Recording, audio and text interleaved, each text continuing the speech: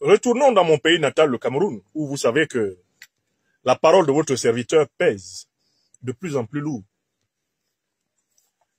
En cette année 2025, mon pays natal, le Cameroun, est exposé au risque de 3 coups d'État. Il y a 3 coups d'État qui menacent le Cameroun.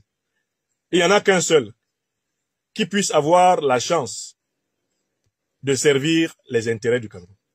Commençons par le premier. Le premier coup d'État, c'est le coup d'État permanent de Paul Biya, qui gouverne ce pays sans jamais avoir été régulièrement élu président de la République. C'est le coup d'État permanent du régime RDPC, qui gouverne ce pays par la violence, par la fraude, par le mensonge et par la corruption. Depuis 1982, le RDPC certes est né en 1985. Et avant, c'était donc le régime UNC de M. Amadou Barbatoura Ahidjo. L'UNC d'Ahidjo, comme le RDPC de Paul Biya, sont des formations politiques qui ont été imposées à la tête du Cameroun par la puissance coloniale française. Amadou Ahidjo, le premier président, et Paul Biya sont des purs produits de l'école coloniale française. Ils font partie des Camerounais qui étaient opposés à l'indépendance totale du Cameroun.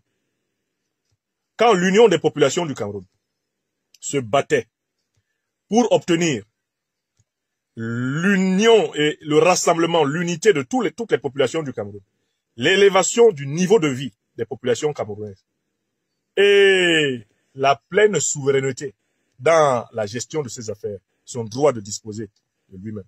Quand l'UPC se battait pour cela, Monsieur Paul Biya, que vous voyez là, et qui faisait semblant de découvrir le pseudo-rapport qui lui a été remis, et son patron d'avant, Amadou Ahidjo, ils étaient aux côtés du colon français contre le peuple camerounais.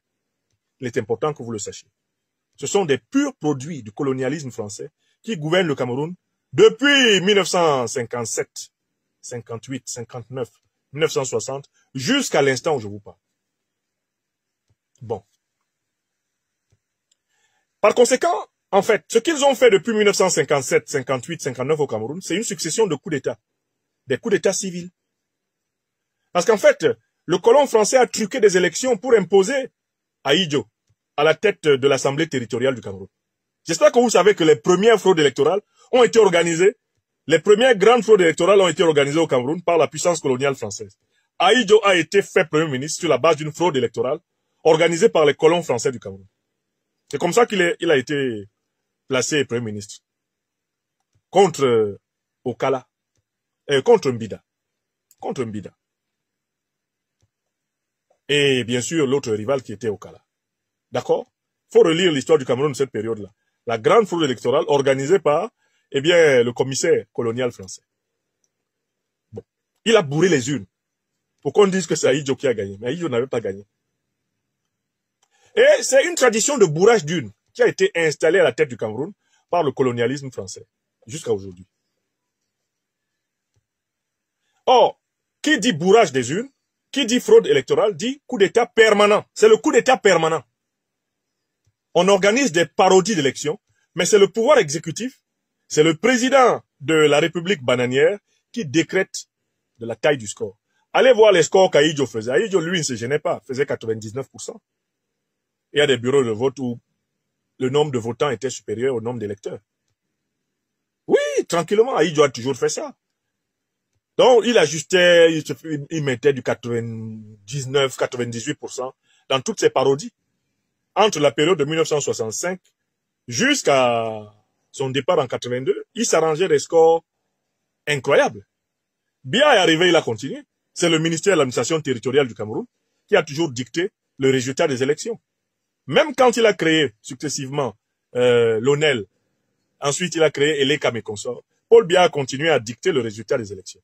Donc le Cameroun, s'il allait vers une nouvelle parodie d'élections, vous notez que ça fait un coup d'État de plus. C'est ce que j'appelle donc le coup d'État civil ou le coup d'État constitutionnel ou le coup d'État permanent. Écrivez ça. Ce que certains appellent élection avec Elekam et Paul Biya, organisateur, j'appelle ça le coup d'État civil permanent, le coup d'État néocolonial civil permanent. C'est la même chose que nous avons eu en 2018. C'est la même chose que nous avons eu 5 ans plus tôt en 2013. C'est la même chose que nous avons eu en 97. C'est la même chose que nous avons eu en 92. Fraude électorale. Fraude constitutionnelle. Faux résultats proclamés comme vrais. Faux président proclamé comme vrai. Voilà le sort du Cameroun. Et cela, écrivez ça, ça s'appelle le coup d'État constitutionnel, le coup d'État civil permanent. C'est ce qui a été installé à la tête du Cameroun par le colon français. Ça, c'est le premier qui guette le Cameroun. Ok. Maintenant, il y a un deuxième type de coup d'État qui guette le Cameroun. En cette année 2025. Tendez bien les oreilles, parce que je vois qu'on commence à m'écouter. Et on finira par me donner un jour la télécommande. À force de m'écouter, vous allez me donner la télécommande un jour. Et vous n'allez pas regretter. Il y a un deuxième coup d'État qui arrive. C'est un coup d'État ayant pour but de contrecarrer la faiblesse, l'affaiblissement accéléré du régime de Biya. Si le coup d'État civil permanent ne peut pas marcher, c'est-à-dire, en fait, Paul Biya a prévu de mourir au pouvoir, et il a prévu que les présidents du Sénat, bon, Niat Difendi, on ne sait pas s'il sera vivant avant la mort de Paul Biya ou s'il sera vivant après, on ne sait pas, parce que ce sont tous des moribonds, en fait, à la base. Mais le plan qui a été prévu par Biya, c'est que il va mourir, il va avoir des obsèques officielles, et dans le cadre de son torchon de constitution, on va organiser une élection 45 jours après son décès, et le vice-président du Sénat ou le président du Sénat actuel vont assurer l'intérim de la présidence de la République et organiser la grande mascarade électorale, une parodie de plus, un coup d'État électoral de plus, pour imposer son fils Franck. Ça, c'est le plan de Paul Biya. Or, ce plan ne convainc pas beaucoup les puissances néocolonialistes. Voilà pourquoi vous voyez bien que maintenant, il y a une vraie campagne de la presse de la France-Afrique contre le régime Biya. Il y a une véritable campagne contre ce régime. C'est vraiment la première fois qu'il y a une campagne très forte dans la presse néocolonialiste, française en particulier, européenne en général, contre Biya. Ils sont en train de vouloir se débarrasser de lui parce qu'ils sentent qu'il ne sera pas capable de garantir la prospérité de leurs intérêts. D'où le deuxième coup d'État possible, que j'appelle le coup d'État militaire néocolonial. Le Cameroun risque de connaître un deuxième cas de figure. Si ce n'est pas le coup d'État permanent civil du régime Biya, on aurait alors un coup d'État militaire néocolonial. C'est-à-dire qu'un militaire soutenu, comme Oligui Nguema, l'est au Gabon, ou comme Mamadi Doumbouya, l'est, eh bien, en Guinée-Conakry, soutenu comme l'a été, il l'est moins maintenant, Mahamat Idriss Déby Itno au Tchad.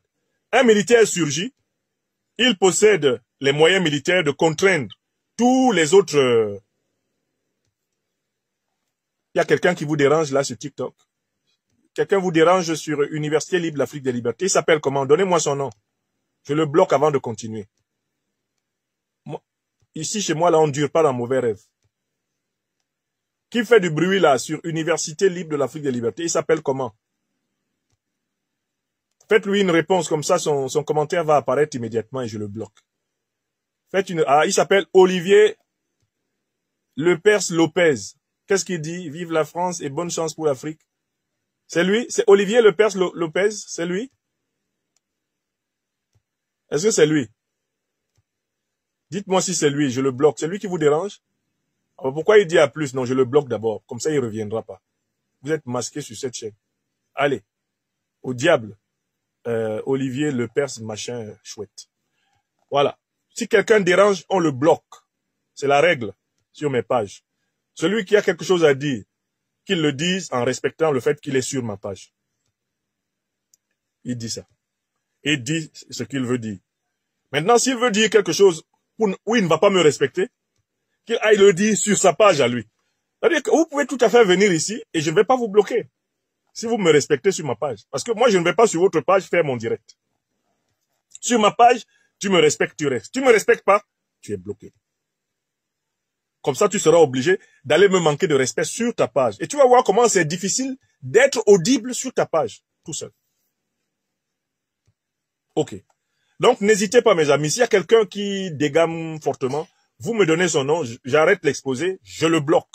C'est la règle. En 2025, je ne dure pas dans mauvais rêves.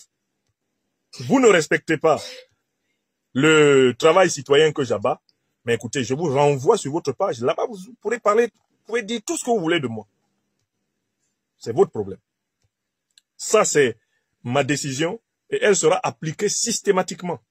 Parce que je ne vais pas sur les pages des gens pour dire ce que je dis. Je suis sur ma page ici. Je suis là et je dis ce que je pense. Bon, très bien. Mes chers amis, j'étais en train de vous analyser le deuxième coup d'État qui nous guette, eh bien, en Afrique. J'étais en train de vous analyser le deuxième coup d'État qui nous guette au Cameroun. Je dis bien le coup d'État néocolonial.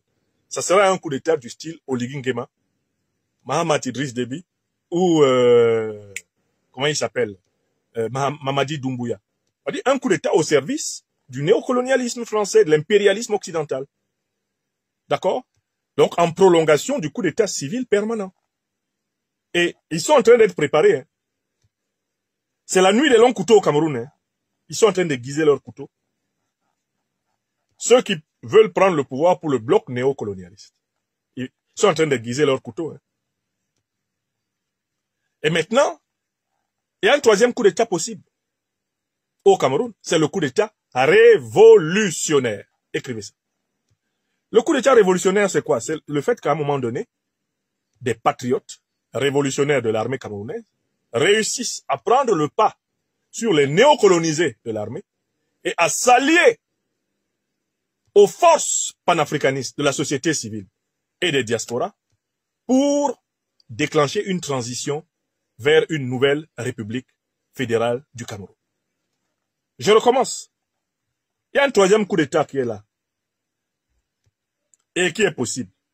Ce serait un coup d'État révolutionnaire, panafricaniste et populaire. De tous les trois coups d'État dont je viens de parler, c'est le plus légitime de tous.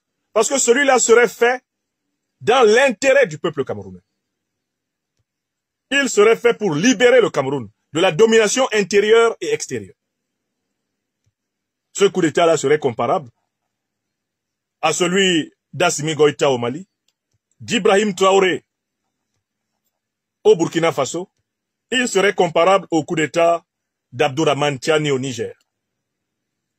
Il serait comparable au coup d'État de Jerry John Rawlings au Ghana dans les années 80, de Sankara dans les mêmes années 80 au Burkina Faso.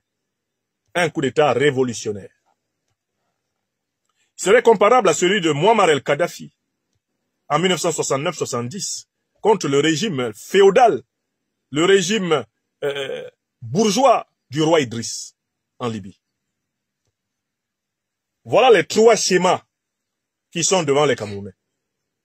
Trois coups d'État pendent devant les yeux des Camerounais. Ce qu'on appelle l'élection là, c'est le coup d'État permanent civil. Parce que Paul Biya va se proclamer élu. Tout le monde sait ça. D'accord? Celui qui ne sait pas ça, bon, qu'il a peut-être écouté mon frère Richard Bona, qui a dit ça d'une formule. Une dictature n'organisera jamais une élection pour la perdre. Tilana. Bignon Tila, écrivez. Une dictature. Bona a synthétisé ça pour les cerveaux lents. Une dictature n'organisera jamais une élection pour la perdre. C'est ce que Richard Bona, le maestro de la musique, a dit. Et ça, c'est un enseignement valable sur tous les plans. Donc, en fait, la grande question est la suivante. Le peuple camerounais, là, il va travailler en faveur de quelle hypothèse? Mais il faut travailler en faveur de la troisième. Il faut que des militaires camerounais nous libèrent de la violence de cette armée, la violence de cette police, de cette gendarmerie, mais en même temps que cela soit fait en synergie avec la société civile, avec la société camerounaise internationale. Mais le pays ne peut pas être constamment comme ça, livré à la violence, et vous, vous êtes des soldats, vous laissez le pays livré à la violence. Est-ce que ça se fait? Si vous dites que vous êtes des patriotes, mais vous devez défendre le peuple. Et les deux autres coups d'État sont des coups d'État antipopulaires. Le régime de Paul Biya est antipopulaire. Le coup d'État néocolonialiste qu'on nous prépare là, c'est un coup d'État antipopulaire.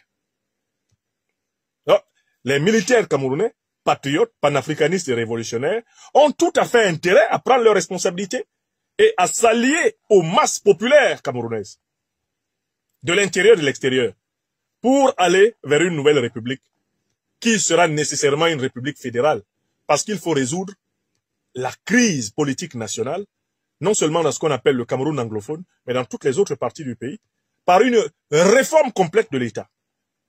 J'ai toujours dit que le Cameroun fonctionnera mieux comme un État à 7 États fédérés, ou 11, 7 ou 11, si on veut exagérer, et avec un découpage tel que il ne soit pas possible à un seul État fédéré d'être, comment on appelle, ethniquement monocolore. Il nous faut faire un découpage, territorial des États fédérés dans la future République qui contrecarre l'équation de l'identité entre la région et l'ethnie. Parce que c'est cette équation de l'identité entre la région et l'ethnie qui a été utilisée pour paralyser le peuple camerounais. Et pour cela, il faut que le peuple camerounais continue à faire son travail de conscience, de conscientisation, pour passer de la conscience tribale à la conscience nationale, et de la conscience nationale à la conscience panafricaine. Parce que pour sauver le Cameroun, là, la conscience tribale ou ethnique et la conscience nationale ne suffiront pas. Il faut des citoyens qui se regardent tous comme des Africains et qui veuillent que nous accomplissions au Cameroun ce qu'ils veulent voir les Maliens accomplir au Mali, voir les Burkinabés accomplir au Burkina Faso, voir les Nigériens accomplir au Niger, voir les Tchadiens accomplir au Tchad, les Gabonais au Gabon. Des pays africains stables, en paix, prospères, des pays justes, équitables pour leur peuple, des pays qui soient des havres de paix, de joie et d'amour pour les générations. Il faut que ce travail d'éducation citoyenne se poursuive pour que les Camerounais se regardent réciproquement comme des Africains. Non pas comme des nordistes sudistes, des Bami Bassa, Beti Boulou, Haoussa, Fulbe et consorts, des Ewondo, des ceci, des cela, qu'ils se regardent comme des Africains. C'est le travail que nous menons. Amener les Africains à se regarder comme unis par le même destin continental, le même destin mondial, le destin panafricain. Une fois que tu peux regarder ton compatriote camerounais, ta compatriote camerounaise comme une Africaine, et que ton compatriote, ta compatriote camerounaise peut te regarder comme un Africain,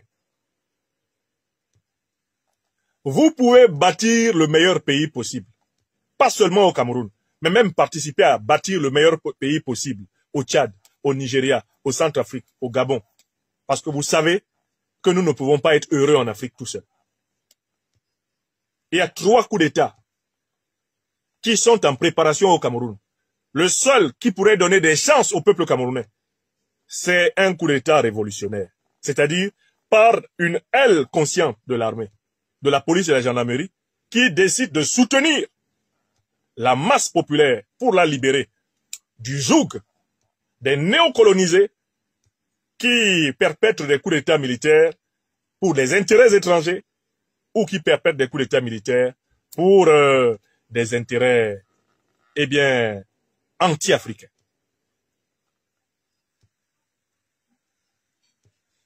Mais alors, la question c'est, mais qui sont ces militaires qui vont le faire? Moi, je dis que les militaires, ils ne se sont jamais désignés pour le faire. On se lève pas comme ça, on est sur YouTube, TikTok, etc. Et puis on connaît les militaires qui vont le faire. Moi, je ne sais pas quel militaire va le faire. Mais je sais une chose, c'est que si on réussit à lever une grande mobilisation populaire, une mobilisation populaire qui submerge l'appareil de répression du régime Biya actuel, vont émerger des forces de défense et de sécurité du Cameroun, des militaires, des gendarmes et des policiers qui vont soutenir le peuple. Car ce que j'ai observé dans les autres théâtres révolutionnaires, c'est que le peuple a toujours de l'avance, même sur les militaires. Les militaires ne peuvent pas prendre le pouvoir si le peuple n'est pas en avance sur eux. C'est pas possible. Il ne peut pas y avoir de véritable coup d'État révolutionnaire s'il n'y a pas eu, en réalité, un mouvement citoyen d'insurrection populaire. Impossible. Le peuple précède toujours les dirigeants dans l'action. Si vous étudiez les changements qui sont intervenus au Mali, au Burkina ou au Niger, vous allez voir que les peuples, les sociétés civiles politiques étaient en avance sur le terrain de la mobilisation. Et c'est sur la base de cette avance des peuples et des sociétés civiles que les forces saines et patriotiques des armées, de la gendarmerie et de la police ont rejoint le peuple. Il était impossible au Mali que le colonel d'alors, Assimi Goïta, se lève comme ça et dise « Bon, je vais prendre le pouvoir pour le gérer au nom du peuple. » C'était pas possible. Il fallait que le peuple malien soit sorti depuis très longtemps pour dire « Trop c'est trop, Ibeka, on ne peut plus. » C'est la même pression qu'il y a eu sur le régime de Roch-Marc Christian Kaboré. C'est la même pression qu'il y a eu sur le régime de Bazoum. L'armée est venue rejoindre le peuple. Donc, au moment où je vous parle aujourd'hui, on est le 29 janvier 2025, je ne peux pas vous dire tel militaire ont atteint ce degré de conscience panafricaine et révolutionnaire et vont libérer le peuple camerounais de cette clique de voleurs, de bandits et de tueurs qu'on appelle le régime Biya.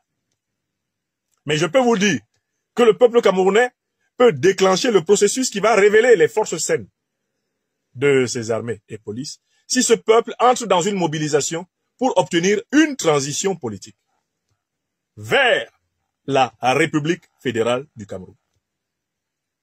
Donc la responsabilité, elle nous est commune. C'est la responsabilité de prendre l'habitude, en cette année 2025, de refaire corps ensemble, en tant que peuple africain du Cameroun, pour obtenir une mutation de la doctrine mentale de nos forces de défense et de sécurité par la loi du nombre et de la majorité qualifiée. Voilà l'enseignement. Et c'est ce que j'appelle les 3 coups d'État de 2025 au Cameroun. Nous aurons au Cameroun le coup d'État que nous méritons. En tant que peuple, je veux dire. Si nous restons en état de léthargie, parce que chacun pense qu'il ne faut rien faire puisque c'est quelqu'un d'une autre ethnie qui risque de prendre le pouvoir, si nous restons dans cette léthargie, c'est-à-dire que nous consacrions nos énergies à nous neutraliser réciproquement, nous aurons droit à un coup d'État permanent, nous aurons donc droit au coup d'État civil traditionnel de la clique de Biya. Donc nous serons dans un coup d'État. Si au contraire, nous restons également, si nous restons toujours dans cet état d'attentisme, nous pourrons aussi avoir un coup d'État militaire néocolonial, c'est-à-dire une formule Oligui Nguema, une formule Mamadi Doumbouya au Cameroun, on peut l'avoir.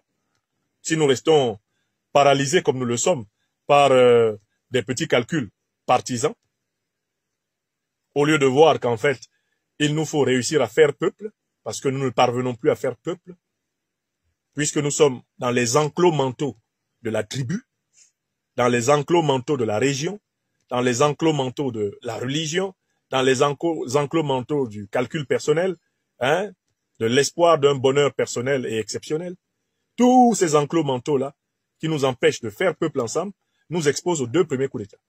Mais si au contraire, nous commençons de partout à nous mobiliser pour dire que nous voulons de vraies élections, que nous voulons de vraies institutions, que nous voulons de vrais dirigeants, pas les élections de l'ECAM, pas des dirigeants de pacotille comme Biya ou Aïdjo que nous avons eus, et leurs compagnons, extrêmement véreux. Nous voulons de vrais dirigeants.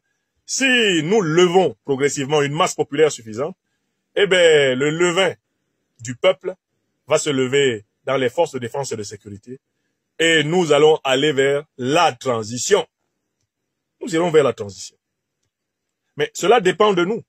Et cela dépend du courage de nous rendre compte qu'en fait, la libération du pays n'aura lieu que sous la forme d'une révolution citoyenne populaire, alliant les forces vives des forces de défense et de sécurité d'une part, et d'autre part, bien sûr, la masse populaire accédant et élevée à la conscience panafricaine. Bon, c'est ce grand travail pour le Cameroun que nous avons à faire et que nous continuerons à faire pour notre part. Alors, ceux qui croient que le coup d'État permanent, c'est-à-dire les élections de l'ECAM, vont libérer le Cameroun, vont continuer à aller aux élections de l'ECAM, dans l'espoir de libérer le Cameroun par les urnes. Nous sommes convaincus que ni les élections de l'ECAM, ni le militaire qui va être désigné par la France-Afrique pour prendre le pouvoir à la Oligui Nguema ou à la Mamadi Doumbouya, ne sont le but de la lutte du peuple camerounais. Le but de la lutte du peuple camerounais, c'est une rupture avec la République néocoloniale. C'est la résurrection d'une République fédérale camerounaise permettant de résoudre sérieusement les problèmes du Cameroun, problèmes de souveraineté, problèmes d'institutions, problèmes de partage des richesses, problèmes d'inclusion des citoyens, problèmes d'équilibre entre les institutions, problèmes d'intégration africaine. Toutes ces choses-là ne peuvent pas être résolues dans le cadre du coup d'État permanent du RDPC, ni dans le cadre du coup d'État néocolonial que la France-Afrique nous prépare. Ces problèmes ne pourront être résolus que dans la nouvelle République fédérale du Cameroun, qui sera obtenue au prix d'une révolution, alliant les forces vives de la société civile et des forces de défense et de sécurité. C'est ce que je voulais dire.